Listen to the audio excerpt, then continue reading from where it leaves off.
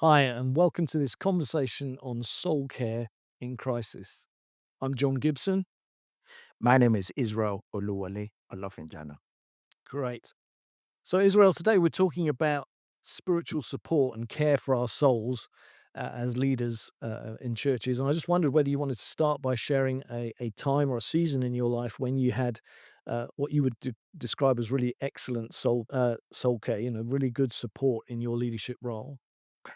So I think one of the things I really appreciate about being a Baptist minister is the support that is put around supporting ministers in terms of having a mentor to care for you in that sense. And what that simply means is that you meet with someone who you can chat with and then share and offload in that sense. And I thought that was a good It's practice great. because that was built into the system. It's not kind of like something you have to go and find on your own. It's there. Of course, you can say no to it, Sure. but it's there. And so, and I remember several times talking to my mentor back then, sharing different things that are going on in ministry that I'm finding challenging or difficult, and in that sense. So, uh, caring for my soul was coming, uh, chatting through with someone who is an experienced minister who is able to say, hey, you're doing good here, encourage, and to say, actually, take your days off very seriously. Because one of the things as a minister is that the tendency is that as a church leader, you are working flat out and you can easily get burnt out because ministry is not 9 to 5, it's never 9 to 5. You have to set it down. Mm. As one of my mentors told me, Israel, you have to learn to set it down because if you don't, you can just keep going. There will always be something to do. And in that sense, so that was something that I remember as a Baptist minister that I think was very good in terms of caring for my soul. But John, from your own context, Mm. your experience in leadership, how have you experienced this? Yeah, I was thinking about this. I think probably the time I felt most supported and best supported was actually when I, as a young leader, was planting a church, and that sense of very intentional care and support and mentoring was absolutely essential. I guess part of that is because I felt I was well out of my comfort zone. I was doing something that I had little understanding of, so needing support, and when I went searching for it and made sure that I was getting plenty of help. And I think as well as, work advice and leadership advice, it was actually the support to me as a person, my personal well-being, my soul, and how my soul was doing in the midst of the work that I was doing. So that was probably looking back as I reflect on it, that was probably the best time in terms of support, which was great. Yeah. One of the things that we've talked about is how vulnerable a leader can be Yeah. with those in the congregation, and I often reflect Jesus appeared to be very vulnerable with the disciples and showed his humanity and Yeah. his emotions with the disciples. And yet often as church leaders that can be quite a difficult thing Yeah. to know how vulnerable you can actually be. What do you think of that? It's one that, as I reflect on my various experiences as a pastor and some of my other pastor friends, is a tricky one because, as you rightly said, we see in scripture Jesus revealing to us his humanity. There were times he slept and they were like, have you forgotten that we're actually here? Yeah. He was exhausted, he was tired. So he definitely was vulnerable. He would tell them his soul is in anguish to the point of death and so on and so forth. But church leadership, sometimes I've seen leaders who shy away from being vulnerable with Mm. the congregation. And some will even push and say, to what extent can you be vulnerable with the congregation? And I suppose my starting point is this. So, one of the reasons why we're having this conversation is that leadership, church leadership, and so on, there's a bit of a crisis with leadership at Mm. the moment. And I think part of that is perhaps because we have not been vulnerable enough to say that as church leaders, we actually need help or we need other people. And so, how do we do that with the leaders that are around us? I think the way I've tried to model that is to be vulnerable with the leaders around me, Yeah. to let them understand some things. But there is a limit to that as well. And the reason the reason why I said there's a limit to that as well is because if you expose all your vulnerabilities to your leaders, then there come a time where they will begin to ask questions whether actually you are the leader for them. Yeah. Because if they cannot come to you with their own vulnerability, but it's always about you sharing your own vulnerability, then that becomes very awkward. Yeah. So you can be vulnerable with your leaders and with the congregation. And one of the things I used to do with the congregation is actually around letting them know that my time, my day off, Mm. because I felt it was important for people to know. And I've noticed other pastors who have the same practice where they will let the congregation know Friday is my day off, so please don't call. Yeah. Or Monday is my day off. Whatever it is, can wait till Tuesday. And I think that's a good practice because what you're saying to the congregation is that actually, as a pastor, I also need rest. Yeah. And also, I used to tell the congregation when we have holidays to say, actually, myself and Lucy, we're gonna go away. We're not gonna be around for this so and so time. Yeah. But I also equally know other pastors who would not be happy to share that they are going on Mm. holiday with Oh, the really? congregation. Right. And when I've asked some of them, they've been like, but who is going to lead when I'm gone? That's the first challenge. Who is going to step in? So, because maybe it's a small church or a growing church. So, that's the first thing. Then the second thing is they've created this kind of a facade that the leader must always be around. Mm. And so if yes, if that's the kind of a model you're creating to say to the congregation that actually I'm taking a step back defeats that. And so that's a challenge in that sense. But I think leaders can be vulnerable with the leadership team and with the congregation. But there might be a limit to what you can share. But what would be your Yeah, yeah. response to that I idea of I guess, vulnerability? it's interesting that, we often want to serve as church leaders. We want to serve the people, and we want to be available to them, and so it can be quite difficult to know how to draw the line of saying, "Okay, yes, I'm available every day, but I'm not available on Friday," or whatever. I think the sort of other area is how much does my vulnerability as a church leader create insecurity in the congregation? Do you know what I mean? It's Yeah, like yeah. because I'm not sure they want to feel that the church leaders are struggling Mm. or having, questions. So I wonder whether you've got any thoughts about that aspect. Is it just that we're much more vulnerable to a close group of the leadership team, if you like, or whoever those are, rather than publicly, To the to church. the Yeah. church? Some would say yes, with your leadership. Some would say definitely that more. And then to the congregation, maybe less so. But my own take is that if where we are now as a church and we're trying to address a particular problem around a kind of a celebrity culture leadership Mm, or a kind of a leader that is perfect and is like Superman. There's nothing wrong with this person. Everything is just perfect. Then I think that would defeat not being vulnerable with the yeah, congregation. So I think you have to show some vulnerability to the congregation. That you have to choose which yeah. aspect you want to be vulnerable with the congregation. One that might make the church to feel, oh, hang on, I'm not sure I can trust that leader, or I'm not sure I want to share my problem with that leader, might be awkward. But one that helps them to see your humanity, Mm, I think is crucial. yeah, So I think for me, the key is the vulnerability that reveals that me as a pastor, as a church leader, I'm human. yeah. Because that's what Jesus did. Jesus slept. He was tired. He ate. Sure. He did all these things. So he was able to demonstrate that despite the fact that he had Spirit of God in him, he was still human. Jesus cried. He Yeah, yeah. cried with Jesus was Lazarus' sister. yeah. And so again, those are the things that I think it's important for a church leader to demonstrate with the church.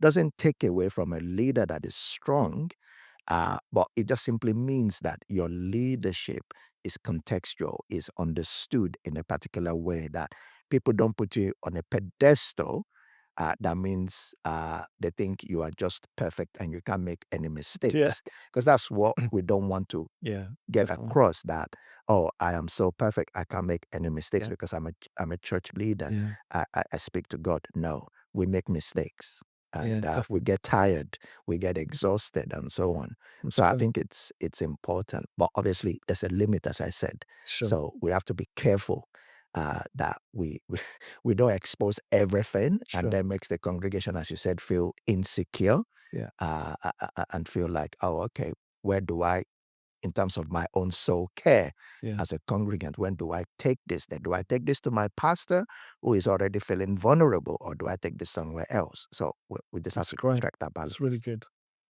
Thanks, Israel. That's really helpful. Just to sort of change tack a bit, I'm very mindful that we're living in a culture that's kind of got zero tolerance to failings, general leadership failings, but particularly church leader failings in this conversation. Mm. And so I just wonder, how do we create an environment where church leaders can be open and vulnerable that we've talked about? They can get support and help that if they fall, they can be restored and forgiven and healed and brought back.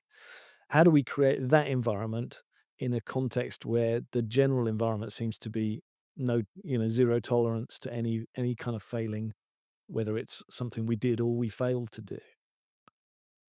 I think, sadly, where we are at the moment, it, it's it's tricky Mm, to, we live in a culture where it's cancel culture. One mistake and you're almost kind of out. And I think as a church, we definitely want to have a place for restoration, for forgiveness, and for ongoing care. And I think those things are possible, but integrity is still very important. But part of integrity simply means that we are honest, we are telling the truth, yeah, we are seeking justice, and so on. And so I think we need, what we need to begin to do in our churches is, again, taking on from that vulnerability conversation we've talked about, to make sure that these are things that are enshrined in how we operate as a church, that we don't create a church where the pastors cannot make mistakes. mm, Of course, we're not saying that pastors you experience scandals all the time. That's not what we are talking about. But that a scenario where there is freedom to be able to say pastors do make mistakes because they are human. We need that kind of a culture in the church. That I think it's important. So that cannot just only be through the preaching. mm, Sometimes when you share, you use illustrations and your stories to be able to for sure. bring that about, but also in how we do house groups, in how we do, how we welcome people, and so on and so forth. We have to weave it to every other aspects of the church, that here is a church that is not perfect. In fact, someone puts it this way, that the church is full of sinning saints. Yeah, And I think that's something we have to recognize, that the church is not perfect. And so there will have to be room for us to forgive each other, to forgive the pastor, yeah, in that sense, in this sort of cancel culture. That doesn't mean that we turn a blind eye to some important issues. So mm, I think I need to say that very carefully, mm, because of the context that we are in. That doesn't mean turning a blind eye or not speaking truth to power.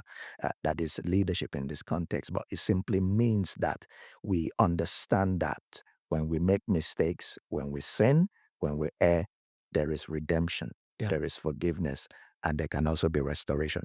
But we have to do those things properly, yeah. in order for our souls to be cared for in that That's really sense. good. That's really helpful. Thank you. I wonder how we as church leaders, for people who are, let's say, in politics or media or banking or leading in their workplaces, how can we as church leaders make sure that we're really supporting them in a way that's relevant to them rather than expecting them to fit into our structures and approaches? So I think one of the pitfalls that I think we have in the church is we've elevated so much the pastoral ministry, which I understand is very important, that sometimes we see that as the only key ministry. Right. And I think there is the need for us to understand that there is workplace ministry.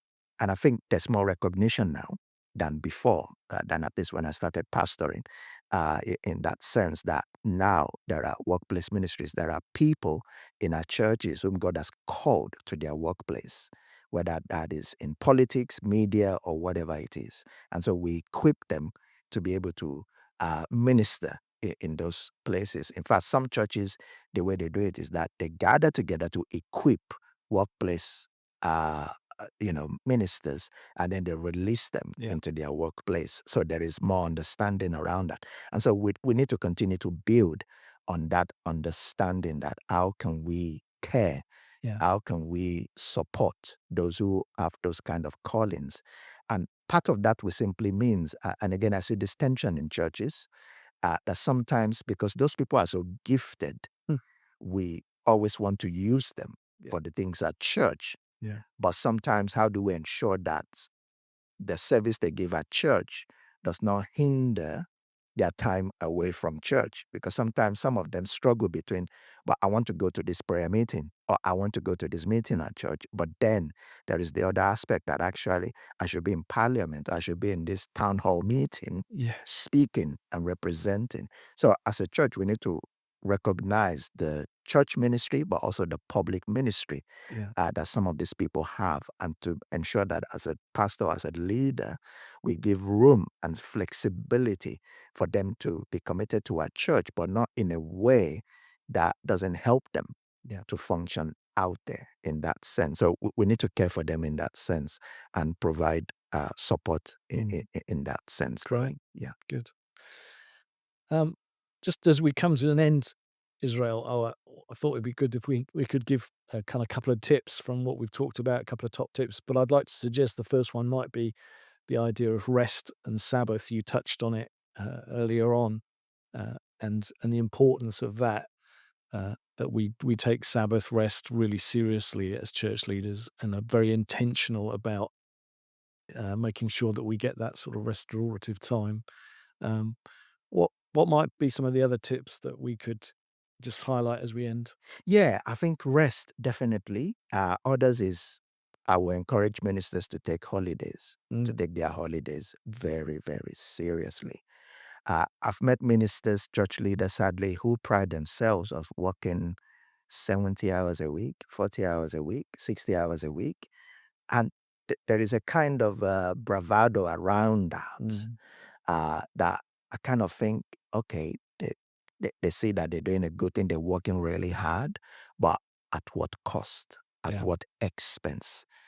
When you work at that high level capacity, something is gonna give. Something yeah, is at the cost of something. So yeah, take your rest seriously. Take your holiday seriously. That means you look at your diary and then you ensure that you book in times of rest. The way that functions for me is my wife loves holiday. And so she will insist, look at the diary and just say, we are going away we're this doing a time. holiday. It's not negotiable. And it's written into my calendar.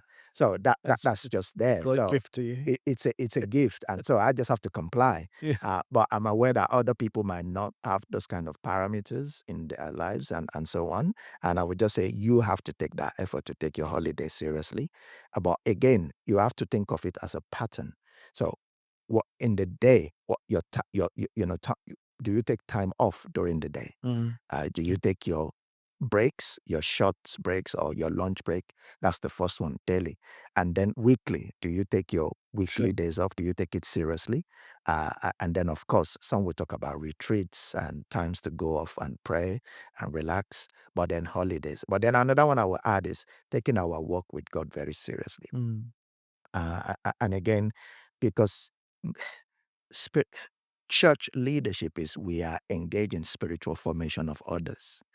And if you yourself as a church leader, you are not in a place where you are being formed spiritually, then what is it that you are passing across? yeah, So which simply means that we have to take our work with God very seriously. mm, That is retreats, maybe weekly prayers and fasting, weekly solitary places. Sure. Some people go for a walk in the woods. Some people like going for the walk in the countryside. Some people like to go for a walk in green spaces.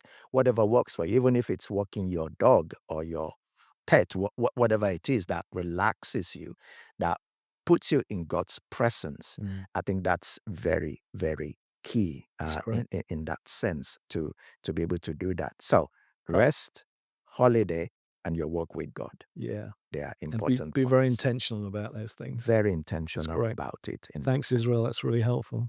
Thank you very Thanks much, very sir. much.